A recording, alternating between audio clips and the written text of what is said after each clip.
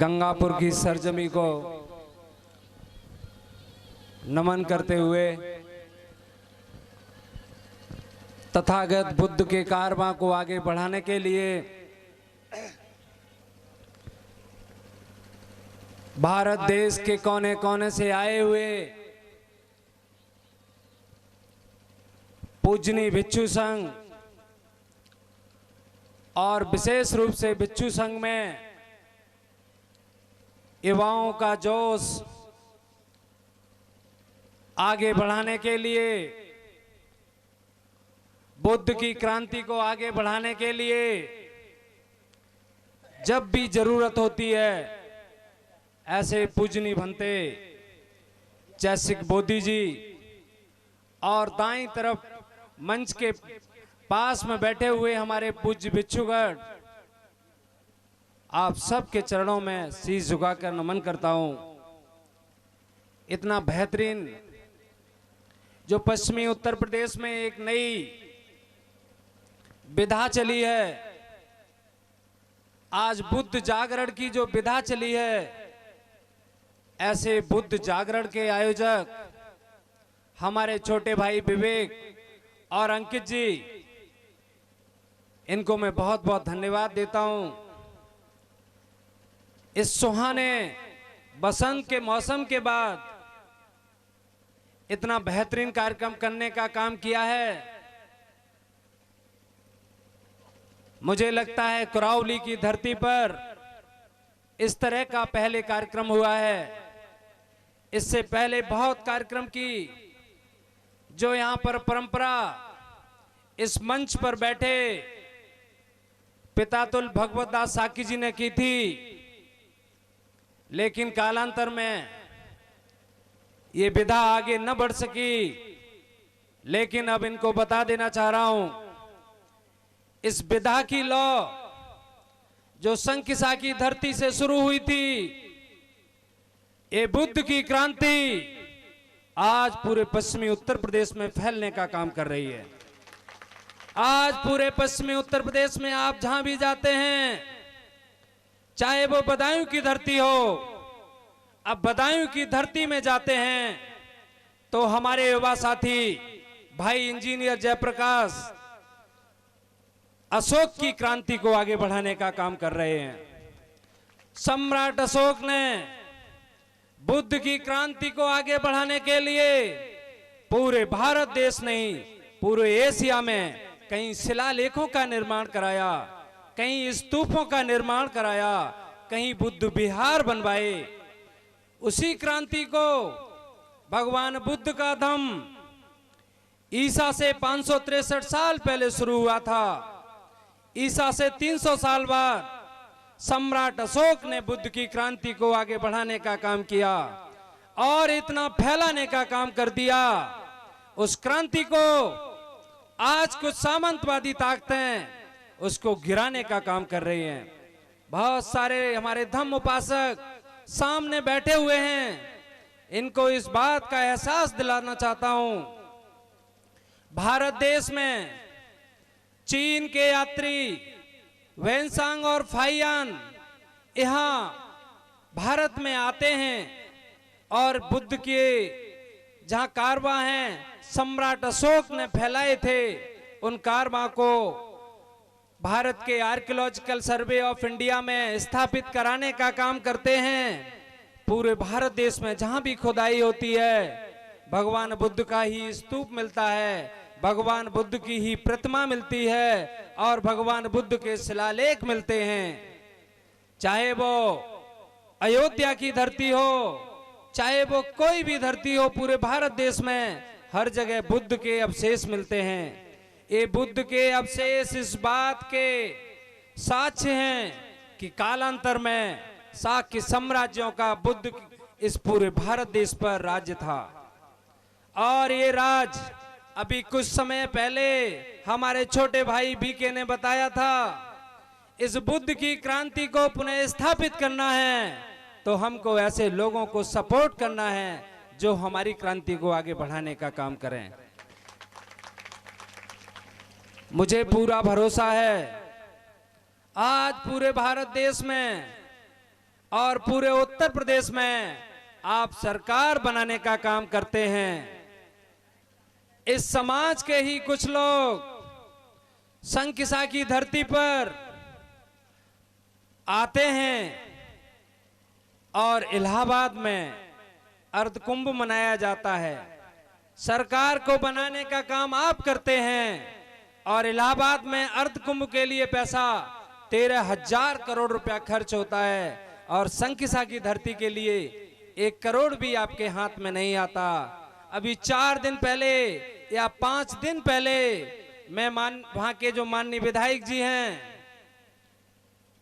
उनका एक स्टेटमेंट देखा था कि संकिसा की धरती के लिए 0 डेवलपमेंट पैसा और दूसरे जो उनके आदर्श हैं वहां के लिए करोड़ों करोड़ों रुपया ग्रांट हो रहा है। आप सबको सावधान होना होगा। आज देश के क्या हालात हो गए हैं, आज देश के हालात क्या हो गए हैं।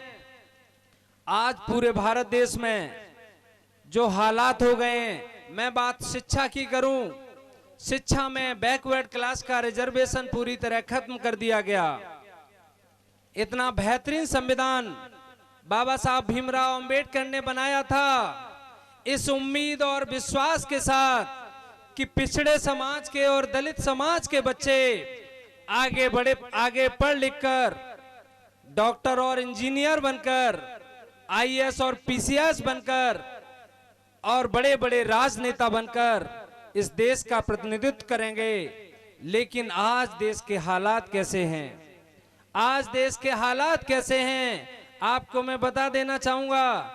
चूंकि पेशे से मैं एक डॉक्टर हूं, पेशे से मैं एक डॉक्टर हूं, तो बस आपको मैं ये बता देना चाह रहा हूं। माननीय बाबा मुख्यमंत्री जी ने सरकार बनने के 1 महीने के ही अंदर उत्तर प्रदेश की प्राइवेट मेडिकल कॉलेजों से बैकवर्ड क्लास का रिजर्वेशन खत्म करने का काम कर दिया और शिक्षा की जो एजुकेशन का जो फीस वृद्धि है 200 से 300% कर दी गई। आज प्राइवेट मेडिकल कॉलेज में एमबीबीएस की फीस 1 करोड़ से ज्यादा कर दी गई है। एमएस और एमडी के तो बारे न्यारे हैं, बड़े दुख के साथ कहना पड़ रहा है। मैं जब पढ़ाई कर रहा था उस समय भारत सरकार से भारत देश में पढ़ने के लिए बैंक से 10 लाख रुपया लोन मिलता था और फीस मेरी उस समय 4.5 लाख रुपया एमबीबीएस की हुआ करती थी। आज फीस 1 करोड़ से ज्यादा कर दी गई और एजुकेशन लोन की व्यवस्था मात्र 10 लाख कर दी गई। कितने ऐसे परिवार हैं जो 10 लाख बैंक से लोन लेके अपने बच्चों को एमबीबीएस करा सकते हैं? कोई है? नहीं है। इसलिए आपको सोचना पड़ेगा। बुआ जी बता रही हैं कि 10 लाख रुपया लेके 90 लाख रुपया अपनी जेब से अपने बच्चों को पढ़ाने के लगा सकती हैं। सिर्फ इकलौता परिवार मैनपुरी का यही होगा। बुआ जी ने हाथ उठाया था, मैं इनको धन्यवाद देना चाहूंगा। लेकिन आने वाले समय में आपको आगाह कर देना चाह रहा हूं, अगर इस संस्कृति को आगे बढ़ाना चाहते हो, कालांतर में सम्राट अशोक राजा हुआ करते थे, भगवान बुद्ध के पिताजी राजा हुआ करते थे। आज इस देश में डेमोक्रेसी है और इस देश के राजा आज की डेट में मुख्यमंत्री और प्रधानमंत्री होते हैं। जब तक इस उत्तर प्रदेश में भगवान बुद्ध ने भी कहा था संघम शरणम गच्छामि। मुझे लगता है वर्तमान के समय में जिस सपने को बाबा साहब भीमराव अंबेडकर ने देखा था, मुझे लगता है जो सपना बाबा साहब भीमराव अंबेडकर का था कि दलितों और पिछड़ों के बच्चे आगे पढ़ लिख कर आगे बढ़ने का काम करेंगे और बुद्ध की क्रांति को आगे बढ़ाने का काम करेंगे, वही सपना डॉक्टर राम मनोहर लोहिया जी ने देखा था।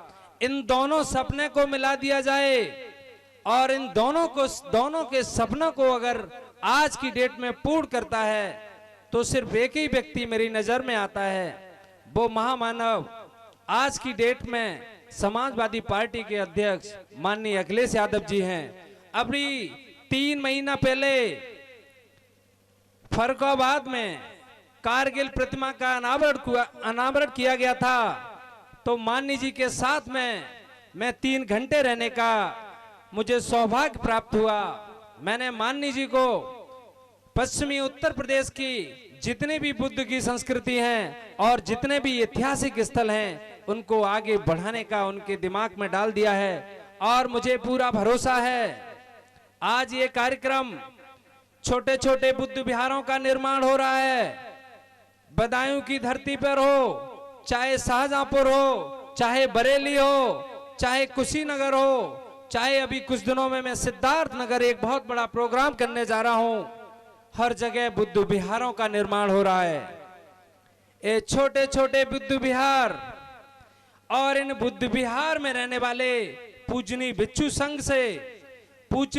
संघ से मैं आशीर्वाद चाहता हूं। और बौद्ध भिक्षु जब डॉक्टर नवल किशोर को आशीर्वाद दे देंगे, मुझे पूरा भरोसा है आने वाले समय में ये छोटे छोटे बुद्ध विहार उत्तर प्रदेश और भारत सरकार की निधि से महाविहार बनाने का काम डॉक्टर नवल किशोर करेगा। और वो दिन दूर नहीं, जिसने मन में प्रतिज्ञा कर ली है वो दुनिया में आगे बढ़ने का काम किया है। मेरी बहन नेहा जो कायमगंज से चलकर यहां पर आई है, उसके मन में विशाल प्रतिज्ञा होगी कि मैं गंगापुर के मेला में जाऊंगी और गंगापुर में जो बौद्ध का कार्यक्रम है उस पंडाल से मैं अपना संगीत प्रस्तुत करूंगी। मैं बता देना चाह रहा हूं, अमेरिका के एक साइंटिस्ट थे जॉन हॉपकिंस, जिनको 22 साल की उम्र में मोटर न्यूरॉन डिसीज हो गई थी। मोटर न्यूरॉन डिसीज का मतलब होता है जैसे मैंने अगर सोचा कि मैं अपना हाथ उठाऊं, ये खीर का कार्यक्रम बाद में कराओ, 5 मिनट रुक जाओ भाई।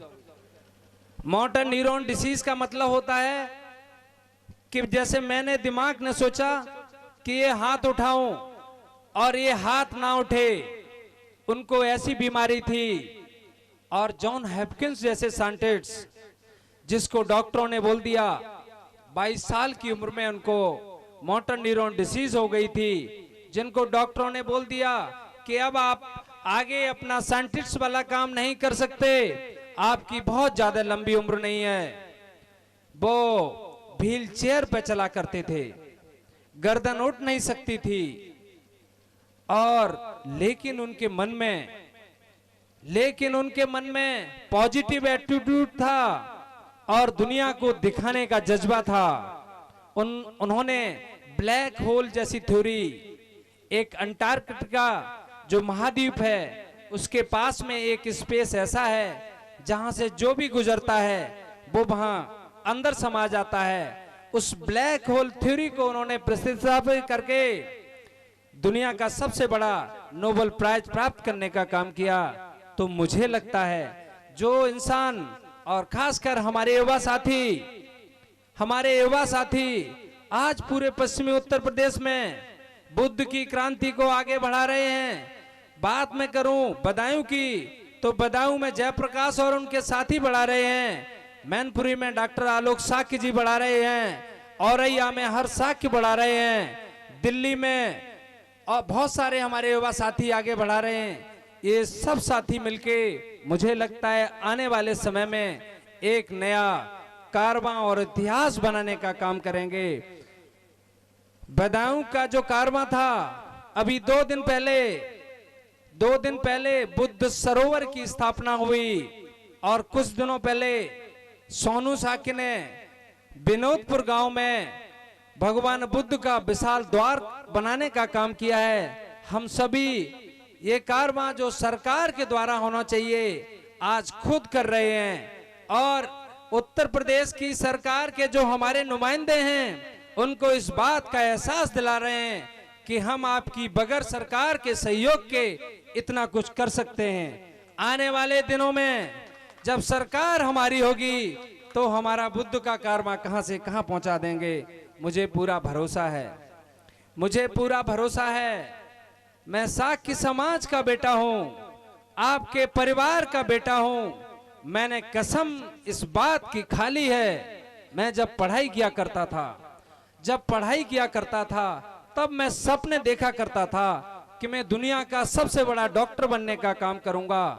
और आज इस बात को मैंने प्रतिस्थापित कर दिया है कि इस वर्ष का कैंसर सर्जरी का जो अवार्ड था भारत सरकार की तरफ से, best surgeon of surgical oncology of India की तरफ भारत सरकार की तरफ से मैं नामित किया गया। मुझे आगे भरोसा है, जिस तरह से मैंने पढ़ाई का जो बीड़ा उठाया था उसको मैंने पूरा करने का काम किया है। और आगे आने वाले समय में आप सबको मालूम है, मैं चाहता तो मैं अमेरिका में नौकरी कर सकता था। लखनऊ के किंग जॉर्ज मेडिकल जैसे विश्वविद्यालय, जिस विश्वविद्यालय में बड़े बड़े उत्तर प्रदेश के और भारत देश के जो भी मिनिस्टर और उद्योगपति हुआ करते हैं, उनकी एक इच्छा होती है किंग जॉर्ज मेडिकल यूनिवर्सिटी में उनके बच्चों का एडमिशन हो जाए। आपके इस भाई ने उस मेडिकल यूनिवर्सिटी में पढ़ने के साथ वहां से प्रोफेसर बनने का काम किया। और जब मैंने अपने पश्चिमी उत्तर प्रदेश को देखा, अपने घर को देखा, तो मैंने वहां से नौकरी से त्यागपत्र देने का काम किया। क्योंकि त्यागपत्र देने का सबसे बड़ा उद्देश्य मेरा इस बात का था कि मैं गांव की जमीन पर जाऊंगा और लोगों को इस बात का एहसास दिलाऊंगा कि आपके जैसे परिवार से पढ़ लिख कर मैं इस दुनिया का कैंसर का सबसे बड़ा डॉक्टर बन सकता हूं। तो हमारे छोटे भाई और बच्चे हैं, ये भी हमसे बड़े डॉक्टर बनने का काम करें। इसी उम्मीद के साथ मैंने लखनऊ के मेडिकल कॉलेज से त्यागपत्र देने के साथ पश्चिमी उत्तर प्रदेश की धरती को चुना। और पश्चिमी उत्तर प्रदेश की धरती को चुना, मुझे लगता है मैं धन्यवाद देना चाहूंगा अलीगंज के लोगों को, जिन्होंने इतना प्यार किया। और प्यार के दम पर कायमगंज के हॉस्पिटल में लगातार इतना बड़ा किंग जॉर्ज मेडिकल जैसे मरीजों को कायमगंज के अपने हॉस्पिटल में देखने का काम करता हूं। और भगवान बुद्ध के जो राजवैद्य थे, जीवक की विधा को आगे बढ़ाने के लिए दिन रात लखनऊ के और कायमगंज के दोनों हॉस्पिटलों में काम करता हूं। इसके अलावा जहां भी मेरी जरूरत होती है, चाहे वो सामाजिक कार्यक्रम हो या धार्मिक कार्यक्रम हो, मुझे जो भी शिद्दत से बुलाता है उसके घर बड़े ही इबादत से मैं जाने का काम करता हूं। और आने वाले समय में मुझे पूरा भरोसा है सम्राट अशोक का जो कारवां था, सम्राट अशोक ने बुद्ध की क्रांति को, बुद्ध के धम्म को पूरे एशिया में फैलाने का काम किया। मैंने भी कसम खा ली है उस सम्राट अशोक की क्रांति को, जहां से वो खत्म हुई थी, जहां से छोड़ दिया गया था, उस क्रांति को मैं पुनः पूरे एशिया में स्थापित करने का काम करूंगा। मैं धन्यवाद देना चाहूंगा यहाँ की जो इस कार्यक्रम को जिन लोगों ने करवाया है और सहयोग दिया है। बहुत ही छोटे बच्चे हैं हमारे छोटे भाई विवेक साक और अंकित साक, इसके अलावा सतीश साक और शिव बच्चन साक, इन्होंने इतना बेहतरीन कार्यक्रम मुझे लगता है कुरावली की धरती पर सबसे पहली बार किया है। और इस कार्यक्रम में चांद लगाने के लिए उत्तर प्रदेश के कोने कोने से आए हमारे युवा साथी, और उन सब युवा साथियों में विशेष रूप से मैं धन्यवाद देना चाहूंगा डॉक्टर आलोक साकी जी, इंजीनियर जेपी साकी जी, नरेंद्र मौर्य जी, गोल्डी साक, मोहित साक, कुलदीप साक, देवेंद्र प्रधान जी, कुमदे साक, डॉक्टर बीके साक, हमारा एक छोटा भाई अर्पित जो यहाँ पर नहीं दिख रहा है, धर्मेंद्र साक, कुलदीप साक मैनपुरी, श्रवण साक सिंगर जी, और सतीश साक की बौद्ध ज्वेलर्स कुरावली, और सोनू विनोदपुर से आए, मोहरपाल टेंट वाले, जिन्होंने बेहतरीन व्यवस्था की थी। और बहुत बहुत धन्यवाद देना चाहूंगा हमारी जो गायक टीम है, इस गायक टीम के हमारे मैनेजर और कोच बड़े बड़े बहुत अच्छी कॉमेडी हमेशा सुनाते हैं। जब भी कहीं प्रोग्राम लगता है इनकी बेहतरीन कॉमेडी हमें बहुत अच्छी लगती है। इनको बहुत बहुत धन्यवाद देना चाहूंगा। भाई सुरेश कुशवाहा जी, सरवन साकी जी और हमारी बहनें सुरभि जी, हेमा जी, नेहा जी, नीलम, मनीष और विशेष रूप से बहुत बहुत धन्यवाद मोहरपाल टेंट वालों को जिन्होंने इतना बेहतरीन यहाँ पंडाल में टेंट लगाने का काम किया है। और सबसे ज्यादा मैं धन्यवाद दूंगा क्योंकि कल के लिए इतिहास बनने का काम सामने हमारे फोटोग्राफर हमारे छोटे भाई दीपक साकी जी जो हर मोमेंट को कैद करते हैं। क्योंकि आज तो ये प्रोग्राम खत्म हो जाएगा लेकिन भविष्य में इसको जिंदा रखेंगे दीपक साकी जी। क्योंकि संखिसा की धरती पर जो भी अपनी वीडियोग्राफी यूट्यूब से करते हैं इनको मैं बहुत बहुत धन्यवाद देना चाहता हूं।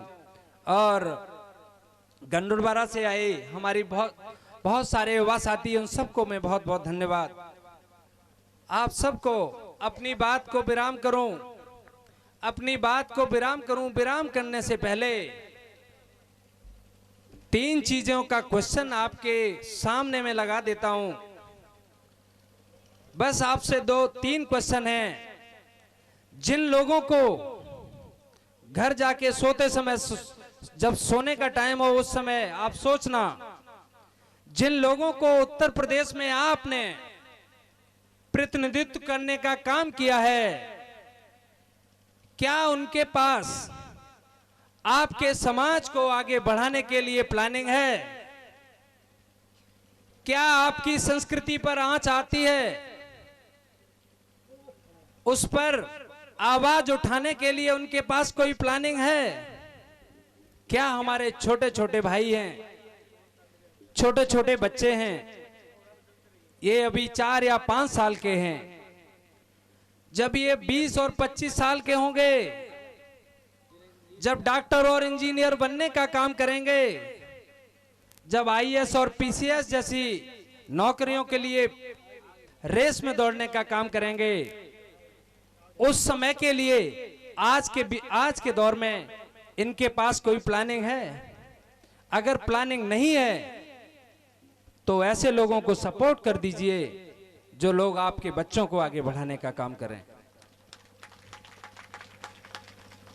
इतना ये बेहतरीन कार्यक्रम किया है क्योंकि भगवान बुद्ध का जो सबसे बड़ी विधा थी वो थी एक दान पारमिता। और दान पारमिता मुझे सबसे बड़ी पारमिता लगती है। ये इतना बेहतरीन कार्यक्रम कराया है और इतने बेहतरीन कार्यक्रम के लिए ढेर सारे नेताओं को इन्होंने बुलाया है, लेकिन दुख इस बात का है किसी ने भी इनको फूटी कौड़ी देने का काम किया है। मैं लोगों से अपील करूंगा इस उम्मीद और विश्वास के साथ कि जो भी कार्यक्रम हो उस कार्यक्रम के लिए आप लोग भी दान देने का काम करें। और इस कार्यक्रम के लिए इतना बेहतरीन पंडाल, इतना बेहतरीन मंचन, गायक, ये सब कुछ किया है। इसके लिए मैं शुरुआत के तौर पर 25,000 रुपया इनको दान में देके जा रहा हूं। बहुत सारे लोग मेरे ऊपर ये क्वेश्चन उठाते हैं कि डॉक्टर नवल किशोर तो पैसे से काम करते हैं। जो प्रश्न उठाते हैं मैं उनसे कह देना चाहता हूं, डॉक्टर नवल किशोर से आप अपनी तुलना कर लीजिए, तब प्रश्न उठाने का काम करिए। डॉक्टर नवल किशोर के अंदर भगवान बुद्ध का अंश है। बाबा साहब भीमराव अंबेडकर के शिक्षा के दम पर यहां बढ़ने का काम किया है। तो बुद्ध की क्रांति को आगे बढ़ाने के लिए, इस समाज के छोटे छोटे बच्चों को आगे बढ़ाने के लिए और गरीब बच्चों को आगे बढ़ाने के लिए ढेर सारे मरीज मेरे हॉस्पिटल में आते हैं। इस पूरे उत्तर प्रदेश को इस बात का एहसास है कि कैंसर की सर्जरी जिस सर्जरी के लिए 10 से 15 लाख रुपए लगते हैं, उस सर्जरी के लिए अगर 10 लोग मुझे ये बोल देते हैं कि डॉक्टर साहब ये गरीब मरीज है, आज तक चाहे कैंसर का 1 लाख का या 1.5 लाख का ऑपरेशन हो, अगर किसी ने इस बात का एहसास करा दिया कि डॉक्टर साहब ये गरीब है, इसके पास कुछ भी नहीं है, ऐसे सब मरीजों पर मैं पैसे खर्च करने का काम करता हूं। मेरे दोनों हॉस्पिटल, चाहे वो कायमगंज का हॉस्पिटल हो या लखनऊ का हॉस्पिटल हो, इन सारे हॉस्पिटल में जो भी गरीब मरीज आता है उसका भी इलाज होता है और जो पैसे देता है उसका भी इलाज होता है, लेकिन मेरे हॉस्पिटल से कभी भी वापस आता नहीं है। इस सब के लिए मैं आप सबको बहुत बहुत धन्यवाद दूंगा। धन्यवाद इस बात का दूंगा कि आप सब ने पूरे भारत देश में सबसे ज्यादा ऑपरेशन करने का रिकॉर्ड डॉक्टर नवल किशोर के नाम में करने का काम किया है। इसके लिए भी आप सबको मैं बहुत बहुत धन्यवाद दूंगा। इस उम्मीद और विश्वास के साथ कि अगली वर्ष ये कार्यक्रम बहुत बेहतरीन होगा और ये पूरा बहुत बड़ा पंडाल, यहाँ पर लाखों की संख्या में हमारे भाई सुरेश कुशवाहा जी और हमारी बहन नेहा और हेमा जी की मधुर वाणी से पूरा पंडाल गूंजने लगेगा। आप सबको बहुत बहुत धन्यवाद, आप सबको बहुत बहुत साधुवाद। नमो बुद्धाय। मैंने कहा था गागर में सागर भरने वाली बात, जरा सी बात में बिल्कुल पूरी दुनिया की बात हमारे बीच में डॉक्टर साहब ने कह दी है। तो मैं चाहूँगा कि आप लोग बैठे हैं, एक बार जोरदार तालियां बजा दीजिएगा डॉक्टर साहब के लिए, जोरदार तालियां। भाई लोग कहते हैं कि डॉक्टर भगवान होते हैं, तो भगवान आपकी समझ में तो आ गया है कि जहां ऑपरेशन में लाखों रुपए खर्च होता है और गरीब व्यक्ति का ऑपरेशन फ्री में हो जाता है, ऊपर से खर्च और मिल जाता है। तो मैं चाहूँगा ये बहुत बड़ी बात है, मैंने ऐसा कहीं देखा नहीं है, पहली बार मैं सुन रहा हूँ और ये बहुत अच्छी बात है। आप लोग परेशान मत होइए, आपके समाज के लाल हैं जो इस तरह से आपकी सेवा में उपलब्ध है। तो आइए, शायद आप लोगों का थोड़ा सा मन कुछ कर रहा होगा, हाँ उथल पुथल मची होगी।